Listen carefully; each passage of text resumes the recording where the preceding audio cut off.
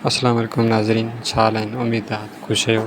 नाज़रीन, हमेशह जीअं अॼु बि असां अव्हां लाइ हिकु नई अपडेट खणी अव्हांजी ख़िदमत में हाज़िर थिया आहियूं।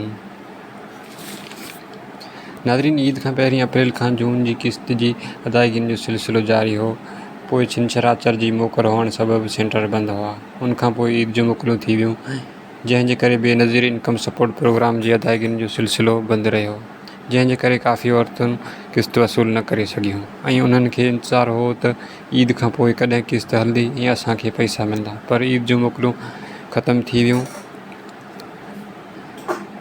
पर अॼु ऐं सुभाणे बि सेंटर बंदि रहंदा ऐं पोइ छंछरु इहो ॾींहुं मोकल जा हूंदा आहिनि, तंहिं करे सेंटर बिल्कुलु बंदि रहंदा। तंहिं करे बेनज़ीर इनकम सपोर्ट प्रोग्राम जी अदायगियुनि जो सिलसिलो 24 जून यानी सूमर जे ॾींहं खां शुरू कयो वेंदो ऐं इहो क़िस्त जेको 24 जून खां शुरू थी रही आहे, इहो अॻु में हलंदड़ क़िस्त पहिरियों ऐं ॿियों मरहले जा जेके ज़िला शामिलु आहिनि, यानी ईद खां अॻु जिन ज़िलनि में क़िस्त हली रही हुई उते ई जारी कई वेंदी। उनखां अलावा ॻाल्हि करियूं टें मरहले जी, त टियों मरहलो बि जल्द अॻिए जुमे या अॻिए सूमर ते शुरू कयो वेंदो।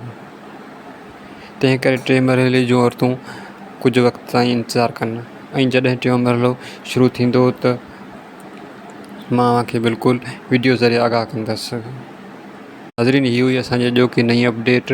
अव्हांखे कीअं लॻी वीडियो? अगरि पसंदि अचे त लाइक ऐं सब्सक्राइब ज़रूरु कजो। नाज़रीन, चैनल ते नज़र रखिजो, जीअं टियों मरहलो शुरू थियो त बिल्कुलु अव्हांखे सभ खां पहिरीं आगाह कयो वेंदो।